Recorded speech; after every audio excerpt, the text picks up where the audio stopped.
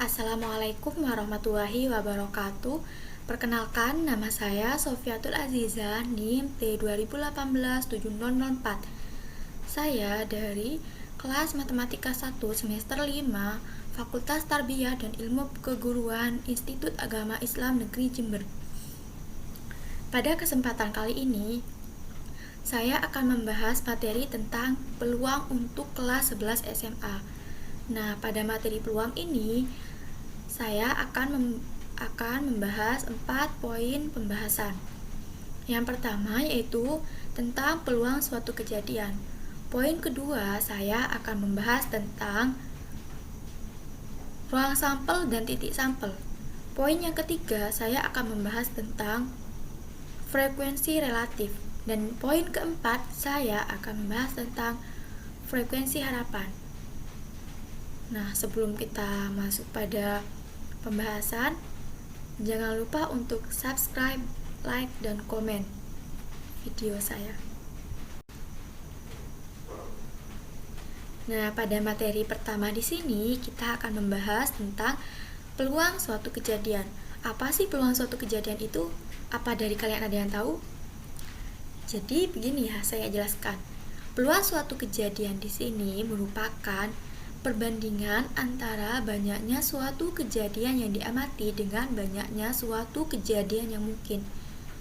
Jadi, peluang kejadian di sini kita membahas tentang perbandingan antara banyaknya kejadian yang kita amati dengan banyaknya kejadian yang mungkin. Nah, peluang di sini dilambangkan dengan P. Nah, kita misalkan ya, jika A adalah sebuah kejadian dalam ruang sampel S, peluang kejadian A yang beranggotakan sebanyak NA adalah, jadi dia itu peluang kejadian A yang beranggotakan sebanyak NA di sini didefinisikan sebagai berikut. PA sama dengan NA per NS. PA di sini peluang kejadian A. NA di sini banyaknya kejadian yang diamati, dan NS adalah banyaknya kejadian yang mungkin. Bagaimana? Apa sampai sini sudah bisa difahami?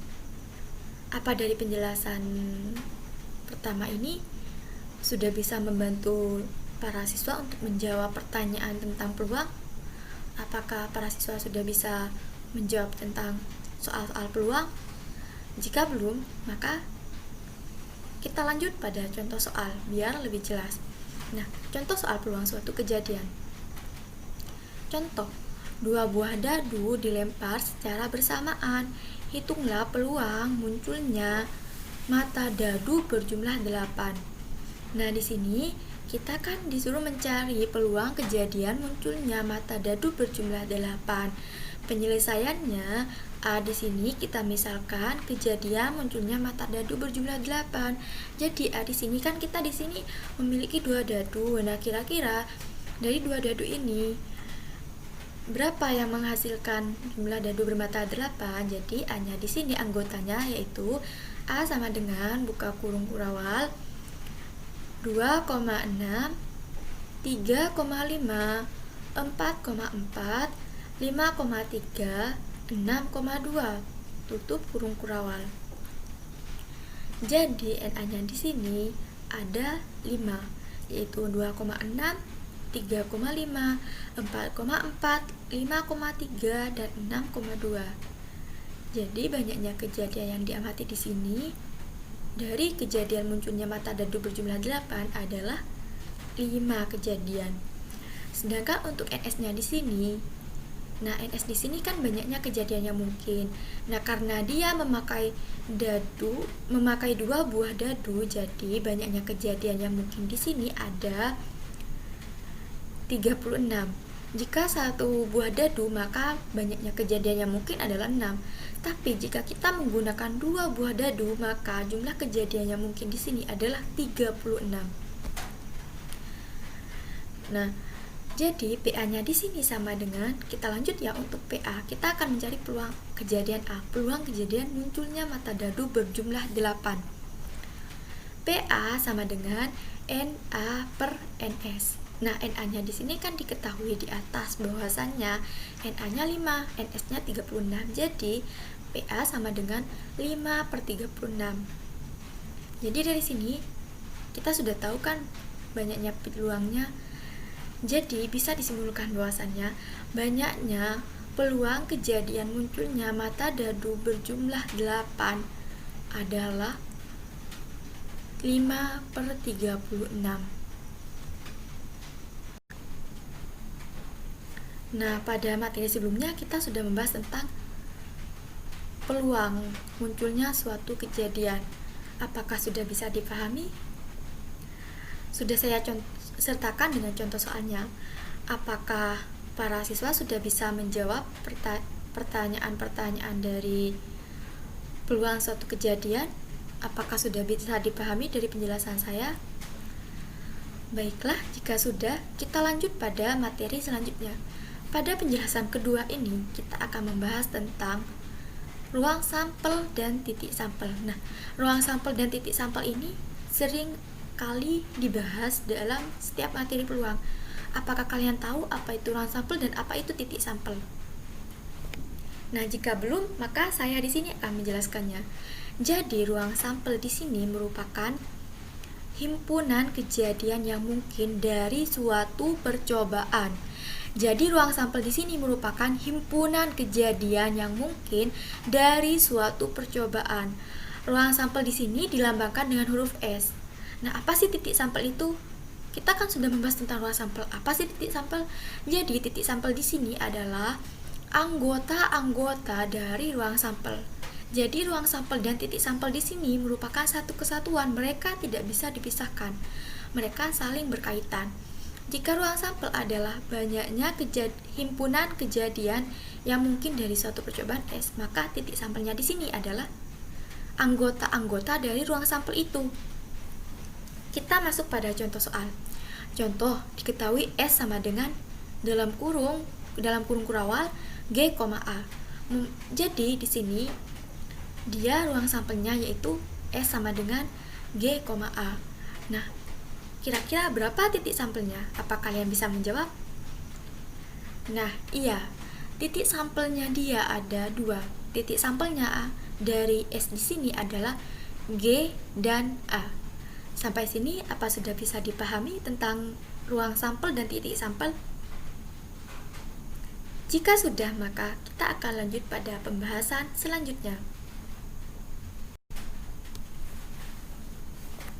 Nah, pada materi sebelumnya kita sudah membahas 2 materi, yaitu mohon maaf sebelumnya kita sudah membahas 2 materi, yaitu materi tentang peluang suatu kejadian dan tentang ruang sampel dan titik sampel. Nah, sampai di sini apa sudah bisa dipahami? Selanjutnya kita akan masuk pada pembahasan frekuensi relatif. Apa sih frekuensi relatif itu? Apa dari kalian ada yang tahu? Jadi, frekuensi relatif di sini merupakan perbandingan antara banyaknya kejadian dengan banyaknya percobaan. Diingat ya, frekuensi relatif di sini merupakan perbandingan antara banyaknya kejadian dengan banyaknya percobaan. Di sini FR di sini frekuensi relatif dilambangkan atau disimbolkan dengan FR. Nah, cara mencari FR di sini rumusnya yaitu FR sama dengan banyaknya kejadian per banyaknya percobaan. Nah, apa sudah bisa dipahami dari pengertian? Jika sudah, maka kita lanjut pada pembahasan contoh soal. Contoh, sebuah uang logam dilempar sebanyak 10 kali. Sebuah uang logam dilempar sebanyak 10 kali. Dan dari pelemparan tersebut diperoleh 4 kali muncul angka. Diingat ya, jadi sebuah uang logam itu dilempar sebanyak 10 kali. Dan dari perlemparan itu ternyata muncul atau diperoleh 4 kali muncul angka. Tentukan frekuensi relatif munculnya angka. Nah, di sini kita akan mencari frekuensi relatif munculnya angka. Cara mencarinya berdasarkan yang saya jelaskan. Apa ada yang ingat? Bagaimana cara mencarinya? Nah, iya. Cara mencarinya di sini, frekuensi relatif sama dengan banyaknya kejadian atau banyaknya kemunculan per banyaknya percobaan. Banyaknya kemunculan. Di sini kan tadi dari soal sudah bisa diketahui bahwasannya dari percobaan itu ternyata dia memunculkan 4 kali muncul angka. Jadi banyaknya kemunculan di sini 4. Nah, selanjutnya kita akan membahas tentang banyaknya percobaan. Nah, dari soal perhatikan kalimat awal. Sebuah uang logam dilempar sebanyak 10 kali. Jadi dia melakukan percobaan sebanyak 10 kali. Jadi FR di sini sama dengan 4/10. Nah, 4/10 ini apa bisa disederhanakan? Jika bisa, maka kita sederhanakan. Nah, benar. 4/10 di sini bisa disederhanakan. Bagaimana caranya? Yaitu dengan sama-sama dibagi 2, yang kemudian menghasilkan 2/5. Jadi, frekuensi relatif munculnya angka di sini adalah 2/5. Sampai di sini apa sudah bisa dipahami tentang frekuensi relatif? Saya harap sudah bisa ya. Dari awal saya sudah menjelaskan tentang peluang suatu kejadian, ruang sampel dan titik sampel, dan frekuensi relatif. Saya harap dari 3 materi ini, para siswa di sini sudah paham tentang 3 materi ini. Silahkan jika ingin mencoba pemahaman kalian lagi, kalian bisa dengan mencoba mengerjakan latihan-latihan soal. Nah, pada materi selanjutnya sekaligus materi terakhir ini, kita akan membahas tentang frekuensi harapan. Apa sih frekuensi harapan itu? Apa dari kalian ada yang tahu? Silakan bisa dijawab ya. Jadi, frekuensi harapan di sini adalah harapan banyaknya muncul suatu kejadian yang diamati dari sejauh percobaan yang dilakukan. Jadi frekuensi harapan di sini merupakan harapan banyaknya muncul suatu kejadian yang diamati dari banyaknya percobaan yang kita lakukan. Nah, rumusnya di sini FHA sama dengan N kalikan PA. FHA di sini merupakan frekuensi harapan A. N di sini merupakan banyaknya percobaan yang dilakukan. N-nya di sini N besar ya. Dia beda dengan peluang. Sedangkan PA di sini yaitu peluang suatu kejadian A. Nah, apakah sejauh ini sudah bisa dipahami? Jika sudah, maka kita lanjut pada materi selanjutnya, yaitu contoh soal dari frekuensi harapan. Contoh, sebuah dadu dilempar sebanyak 150 kali.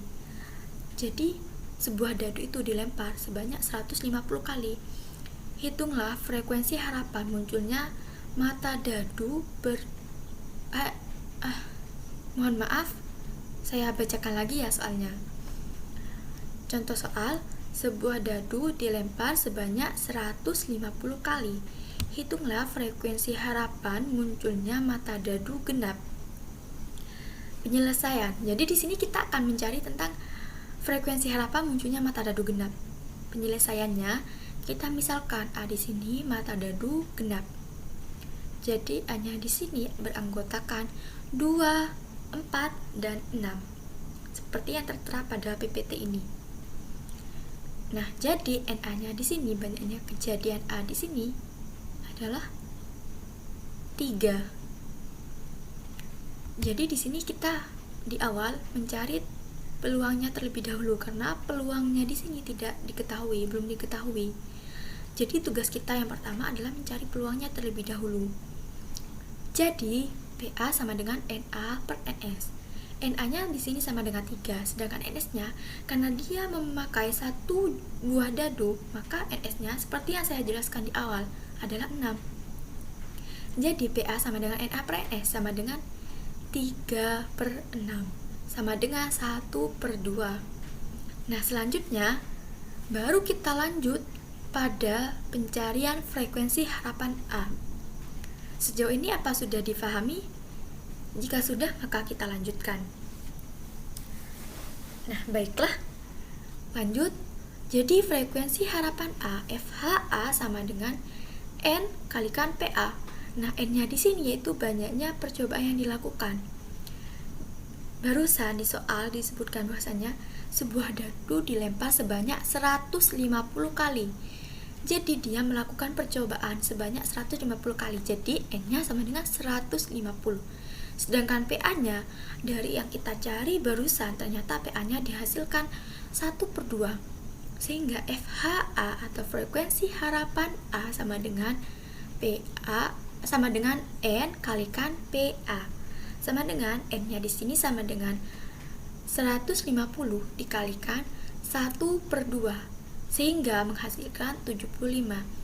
Jadi frekuensi harapan munculnya mata dadu genap adalah sebanyak 75 kali. Nah, bagaimana? Apakah sejauh ini penjelasan saya sudah bisa dipahami? Jika para siswa ingin menguji kemampuan kalian, kalian bisa untuk mengerjakan soal-soal. Karena dengan mengerjakan latihan-latihan soal dapat membuat kalian terbiasa dalam menghadapi soal-soal matematika. Dan dengan cara mengerjakan latihan-latihan soal tersebut, terkadang dapat membantu kita dalam memahami materi. Karena matematika itu adalah teori yang bersamaan dengan praktek. Jadi tidak hanya teori saja tapi prakteknya tidak ada. Jika hanya teori tapi tidak praktek, maka akan hilang. Baiklah, sekian dari saya, kurang lebihnya saya mohon maaf. Wassalamualaikum warahmatullahi wabarakatuh. Terima kasih.